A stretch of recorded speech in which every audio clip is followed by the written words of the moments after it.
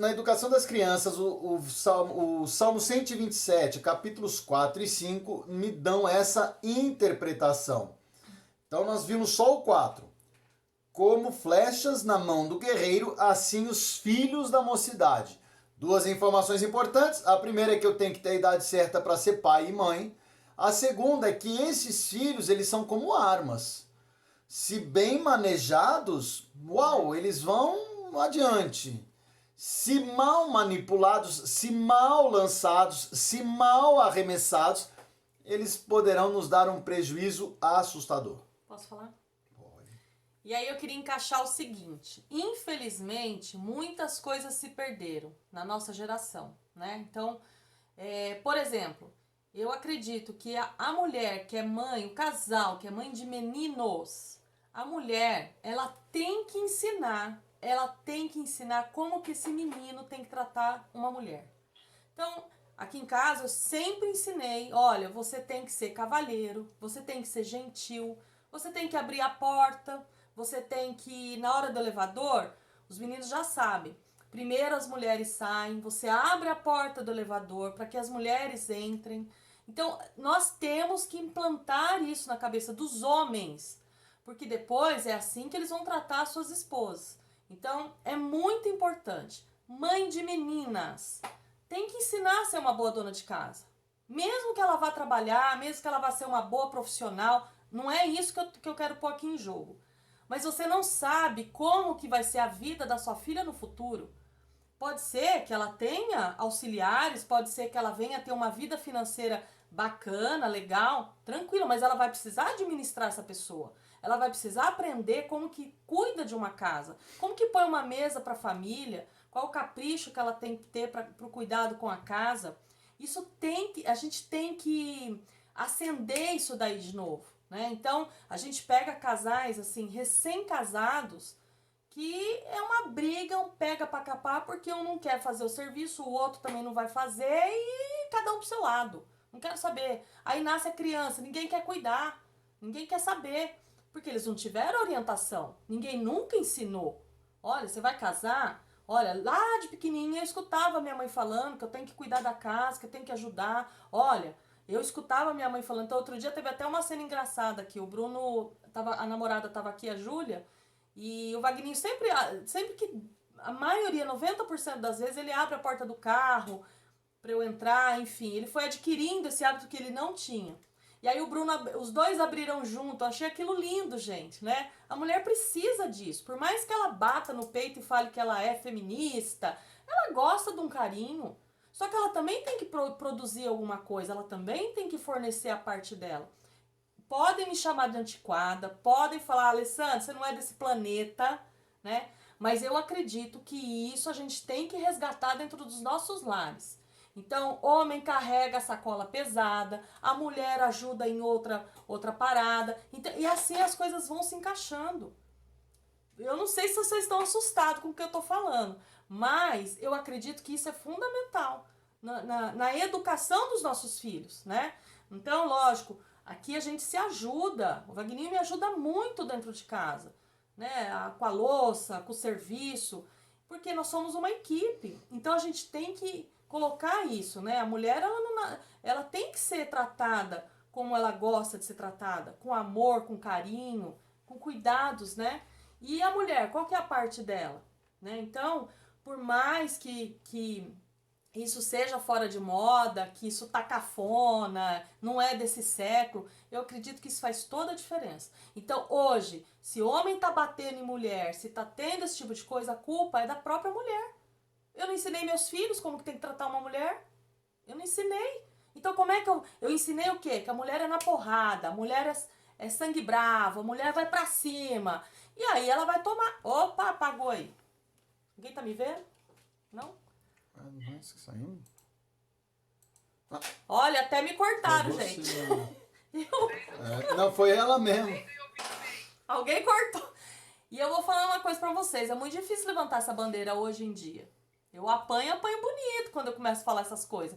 Só que eu tenho certeza que isso funciona, gente. Isso funciona.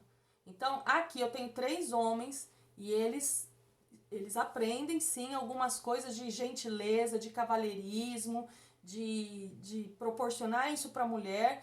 E se eu tivesse uma filha, uma moça, ela ia saber cuidar de uma casa. Ela ia saber administrar, ela ia saber fazer um carinho pro marido. Com certeza eu ia lançar isso na vida dela. Então, mesmo que ela venha fazer uma faculdade, ser uma doutora, enfim, não importa. Ela tem que ter isso, porque um dia ela vai administrar o lar dela. Ok? Você viu que eu falei pra você outro dia, Lê? A Vitória odeia. Mas limpa a casa melhor que vai com palitinho de dente e limpa as coisas. Mas, gente, vamos ser sinceros.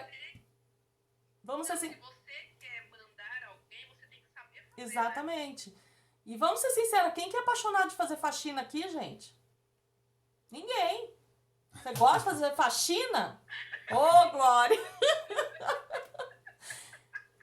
Mas, gente, que maravilha! Mas, gente, a gente tem que fazer, não é não? Tem que limpar, tem que fazer, tem que produzir a casa, tem que funcionar o negócio, né? Então... Tinha que lavar foto. A Cíntia deu a deixa, falou, Renato mentiroso. Então, eu queria muito que vocês, eu não sei o que vocês pensam, tá? Eu não sei, mas eu queria que vocês refletissem muito a respeito disso e começassem a pensar a respeito nesse século maluco que a gente está vivendo. A minha mãe sempre ensinou a gente sempre teve empregada em casa, mas minha mãe desde pequenininha ensinava a gente a embolar meinha, arrumar as gavetas, falando, não, eu não sei como é que vai ser o futuro delas, vai que elas precisam, né, elas têm que saber administrar a casa, e isso foi show na minha vida. Então, eu levanto essa bandeira aí, se vocês quiserem levantar junto, tamo nessa, amém? E os homens gentis, que eu vou no mercado, minha filha, não carrego sacola não, molecada carrega, o marido carrega, e eu saio marchando. Então, cada hora um proporciona algo agradável para a benfeitoria de todos, né? Então, deixa ele falar agora. Amém. E olha só, uma outra deixa desse versículo que é interessante, esse salmo ele foi escrito por Salomão. Salomão que fez os provérbios, que na verdade não são mandamentos, não são determinações, mas são bons conselhos, é essa a ideia. E a mesma coisa esse salmo, tá? Esse salmo e ele traz bons conselhos, e um deles tá aqui, olha. Herança do Senhor são os filhos, o fruto do ventre e o seu galardão. Tá no 3. O 4. Como flechas na mão do guerreiro, assim os filhos da mocidade.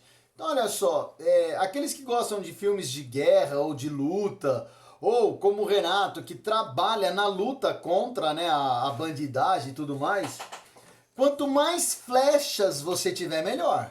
Concorda comigo? Oi, se o seu revólver tiver uma balinha só, você só vai matar um bandido. Você tem que ter uma porção de balinha. Então, quanto mais flechas ou quanto mais tiros, mais preparado para a guerra você estará. Então, qual é a ideia de Salomão aqui quando ele fala que os filhos são como flechas na mão do guerreiro? Olha só, quanto mais filhos você tiver, se a tua educação e direcionamento foram bons, mais pessoas para te defender você terá. Olha que interessante. Então, quanto mais filhos, melhor preparado para ser defendido você vai estar no futuro. Aí você pode falar para mim, então aquele que tem um filho, 2 filhos, tá errado? Não, não tá errado, tá? Não tá errado. Aqui não tem uma determinação, não é um princípio, não é uma lei de Deus, tem que ter vários filhos. Não, não é isso. Você tem que planejar a tua família até para poder educar e educar bem os teus filhos, poder proporcionar para eles um bom gerenciamento. Tá tudo bem até aí. Agora, se você tiver vários filhos, então que você os eduque bem para ser protegido lá na frente, em nome de Jesus, que é o que Salomão fala aqui. Outra situação é aquela que vem logo na sequência, né? Feliz, e aí ele completa dentro dessa ideia que eu passei para vocês.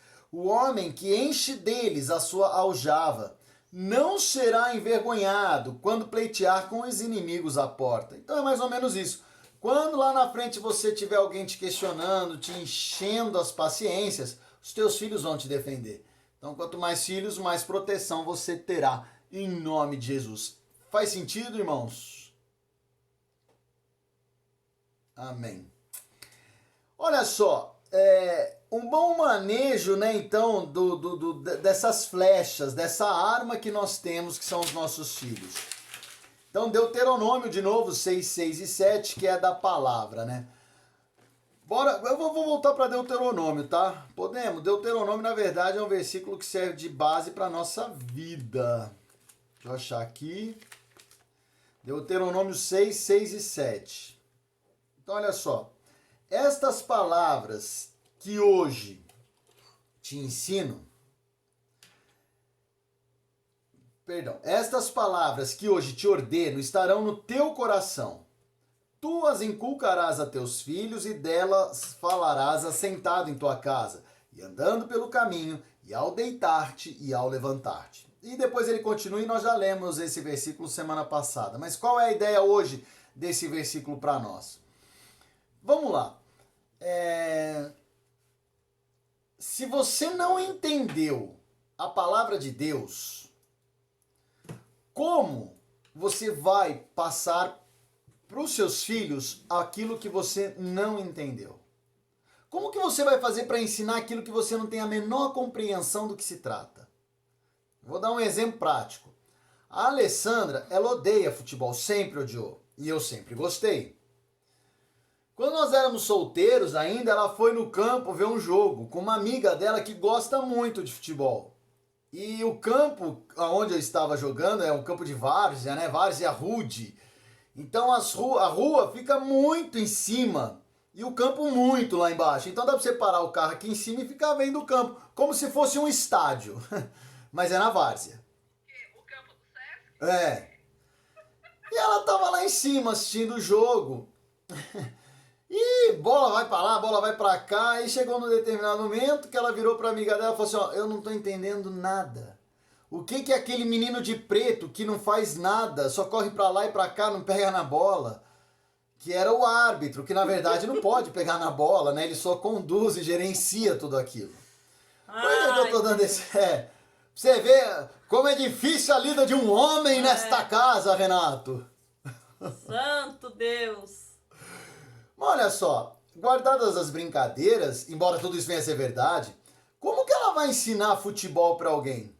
Como ela vai passar com qualidade o futebol para qualquer pessoa? Ela nunca vai conseguir fazer isso. Por quê? Porque ela não conhece, ela não compreende. A mesma coisa eu posso dizer da palavra. Se eu não compreender e não compreender bem a palavra, eu tô morto. Eu vou passar para o meu filho aquilo que ele não entende. Para quem foi no culto de ontem, se eu só fico no leitinho, eu vou passar para o meu filho leitinho e ele vai ser uma eterna criança, um eterno imaturo na palavra de Deus. Os meus meninos, eles tiveram informação de criança quando eles eram mais crianças, mas agora eles já estão tendo informações mais sólidas, mais pesadas. Eu vou dar um exemplo para vocês. Até um determinado momento da vida deles, eu não falei para eles que eu bebia. Eu não falei do meu passado. Por quê? Porque eu tinha medo que isso viesse a influenciar na mentalidade deles, porque eles não eram maduros ainda. Cresceram, chegaram numa idade onde eles puderam saber o meu passado. E aí eu contei. Falei, olha, o pai fez isso. E, pai, e eu falei, e as consequências foram essas. Pontuei para eles tudo isso. E aí eles me fizeram uma pergunta. Mas pai, e eu sabia que essa pergunta vinha. Beber é pecado? E eu respondi de acordo com a palavra de Deus, não, não é pecado. Agora o se embriagar é? É. O ser dependente como eu era é? É. O tratar mal a quem me ama é? É. Então, por todo esse contexto, a bebida na minha vida me empurrava para o pecado. Então eu não posso beber. Eles entenderam. Agora eles tinham idade para pegar essa parte do alimento que é mais sólida do que a de antes. E assim sucessivamente. Quanto mais maduro eles forem, mais informação sólida a gente vai dando. Vou dar um exemplo para vocês. Eu não sei ainda se o Arthur entende bem a questão do milênio, a questão real da tribulação, porque ali o assunto é um pouquinho mais sólido. Então eu ainda não explico muito, com muita profundidade. Eu só falo pra ele, falo, olha filho, aceita Jesus de verdade, senão tu vai sofrer horrores. Que é a tribulação, né? Que, enfim. Mas eu ainda não expliquei com profundidade tudo isso. Já o Bruno, de forma diferente, sim, porque ele já é adulto. Então, eu tenho que conhecer para entregar com qualidade a palavra. Porque senão, eu vou entregar de qualquer jeito. E se eu entregar de qualquer jeito, como é que vai ser a minha flecha? Vamos lá, ô Renato, você sabe atirar, né, nego? Ou tem que saber, né, irmão? O Wagner, ele tava todo feliz até com a pistolinha de febre ontem. Imagina com uma arma de verdade.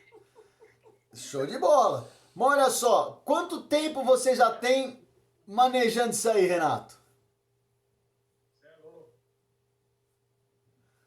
Prática, exercitando, conhecendo mais e mais. Pô, é isso.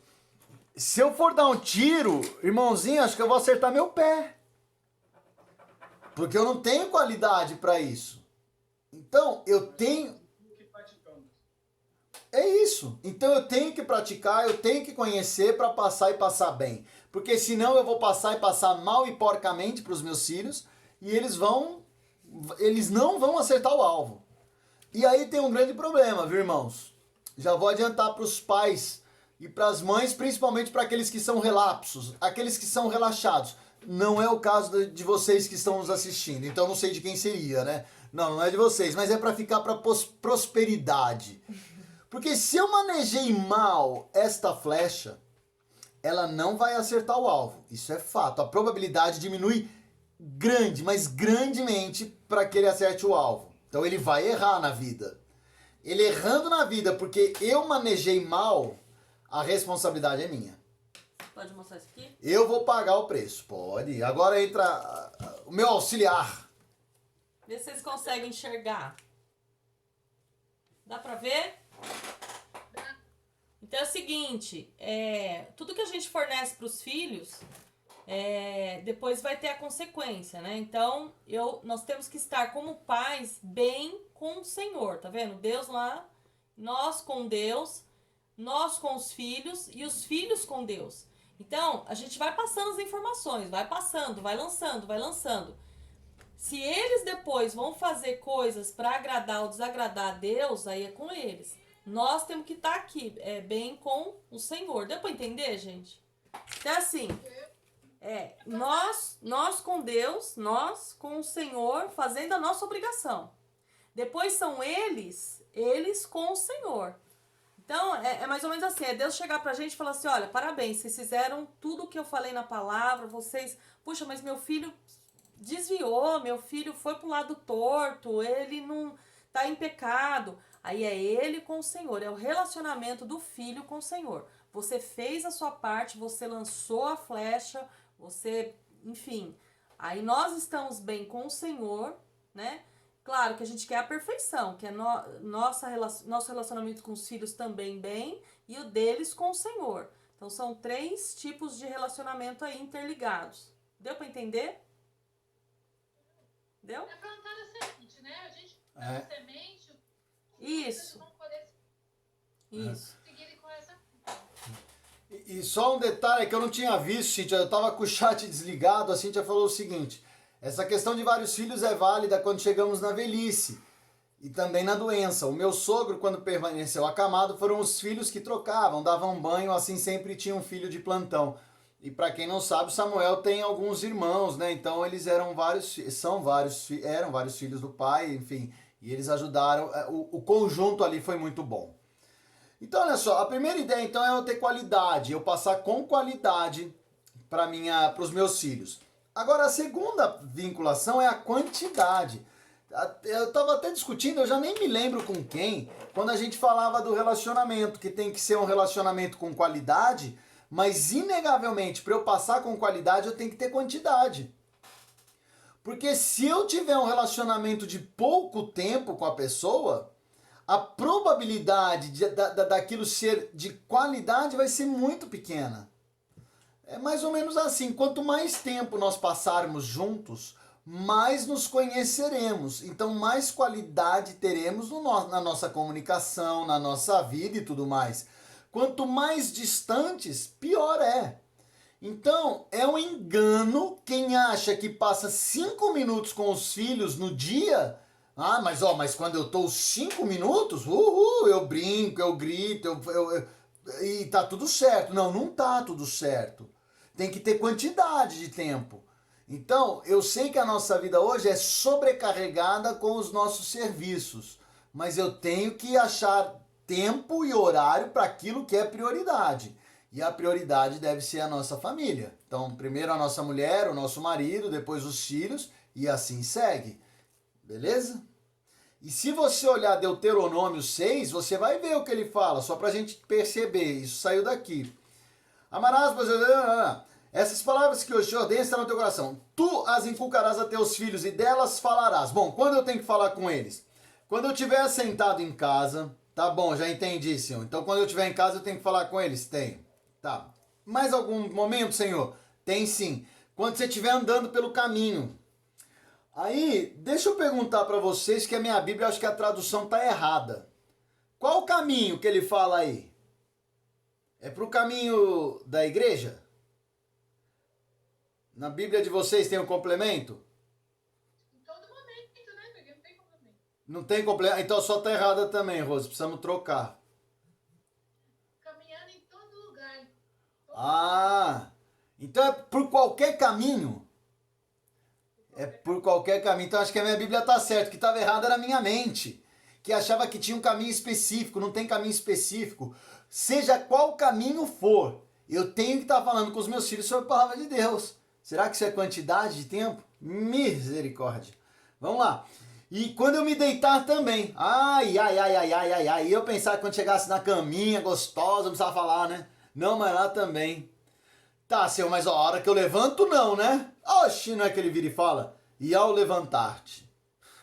Será que tem que ter quantidade? Tem, né? Tem que ter quantidade. Mas bora lá. Uma outra vinculação é no ambiente. Então, olha só, eu tenho que ter um ambiente, e eu acho que nós já falamos sobre isso, agradável para que tudo isso seja planejado e forjado. Por isso que na minha casa, e nós falamos um pouquinho antes, eu tenho que criar situações de segurança para o meu filho. Ele tem que perceber que naquele lugar existem regras claras e que são sim observadas e praticadas. Não são regras que acontecem de surpresa, às vezes acontece, às vezes não, depende do bom humor ou do mau humor. Não, são regras. Aconteceu isso, vai projetar naquilo, tá tranquilo. Mas tudo isso sem ira. Lembra que nós falávamos de exortar sem a ira? Sem ira, com amor. Então aí eu tenho um ambiente estável.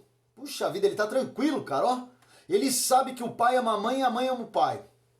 Então ele já percebeu uma regra. Nessa regra ele sabe que ela é prioridade. Até aqui tá tudo bem. Eu não tô preterindo ou maltratando os meus filhos. Eu só tô colocando tudo na ordem correta. Ela é prioridade. Na sequência vem eles. Tá tudo certo até aqui. Só que nessa sequência eles têm que respeitá-la como mãe e como mulher. Tá tudo bem até aqui, mas tá tranquilíssimo. E eles têm que ajudar a mãe no cuidar da casa, eles têm que ajudar o pai no cuidar das coisas. Puxa, tá tudo certo. Então, quando eles desrespeitarem a mãe, eles vão ter consciência que eles pisaram na bola. Não cumprimos a regra número 1. Vai pagar o preço, amigão. É simples assim. É um ambiente de estabilidade. A justiça, e o Renato sabe bem disso, ela existe não para dar. A justiça não veio para dar o sim. A justiça vem para estabilizar a vida social. Não estou falando que a nossa justiça faz isso, tá? Até porque eu sou um crítico da nossa justiça. Mas a ideia da justiça, da lei é isso. É harmonizar as relações para que elas vivam num ambiente de estabilidade. Não vai ficar flutuando, tá estável. Eu sei que se eu fizer isso vai acontecer aquilo, se eu fizer... Tá tudo bem. Então é isso que eles precisam. Um ambiente favorável para as coisas. Aí eu posso falar uma coisinha? Pode, vai antes de eu parar a primeira parte. E aí vai uma dica para quem já tá aí com os filhos, querendo namorar, querendo já começar essa fase, né, que a gente tá vivendo agora com o Bruno, tem 1 ano. você tem que falar as regras da casa para aquele determinada situação que chegou nova. Então, namorado, a namorada, tem que ter regras. Quais são as regras? Você vai falar no primeiro, você já vai citar as regras do que você, até onde pode, até onde não pode, desde o primeiro dia. Desde o primeiro dia. Olha, vem aqui em casa, vem aqui em casa. Aqui em casa é assim, ó. Não fica no quarto, não fica no seu... Você vai ditar, não sei quais são as regras que vocês vão ditar aí, que vocês vão colocar. Mas aqui quando o Bruno começou a namorar, a gente já começou de cara, teve um papo reto, aberto, do que era permitido, do que não era permitido. Olha, você quer essas condições? Legal, gostei, vou seguir a regra. Regra é regra. E ele segue direitinho, graças a Deus, né? Então, foi fantástico essa primeira conversa inicial. Vai começar a namorar? É muito cedo, eu acho que tinha que esperar, mas se vai, é assim, assim, assim, assim. Aqui é a nossa casa, aqui são as nossas regras, e vai segurar o BO assim? Vou. Então, beleza. Então, é uma dica aí que funcionou, foi legal, porque senão vem aquele negócio que a gente escuta, né?